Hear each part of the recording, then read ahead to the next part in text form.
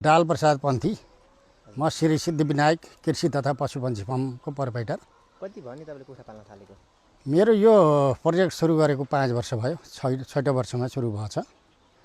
अनि सुरुमा मैले गाई भैँसी, माछा अनि गएर सीताके च्याउ यिनीहरू गरेँ। अनि गाई भैँसीबाट त्यति सन्तोषजनक भएन। इन्डियाबाट ल्याएका भैँसीबाट कोही रेबिज हुने, कोही अब भएर पनि नभ्याउने, त्यस्तो भइदियो। अनि गएर म बहुउद्देश्यीय काम गरेको हुँदाखेरि एकल उद्देश्य भैँसी मात्रै गरेँ भए म टाँट पल्टिन्थेँ, फेरि लाउर गएर भाँडा मान्ने हुन्थेँ। तर यो बहुउद्देश्यीय काम गरेको हुँदाखेरि थोरै सफल भइयो। अब अहिले कुखुरा छन्, 7,500 कुखुरा छन्। दिनमा कति अन्डा उत्पादन? मेरो लडका छन्। अब एक लड बेचेर भ्याउन थालिएको छ, अर्को लड एकदम 90% को हराइदिएको छ। अहिले चल्ला छन्, 24-25 दिनका चल्ला भए।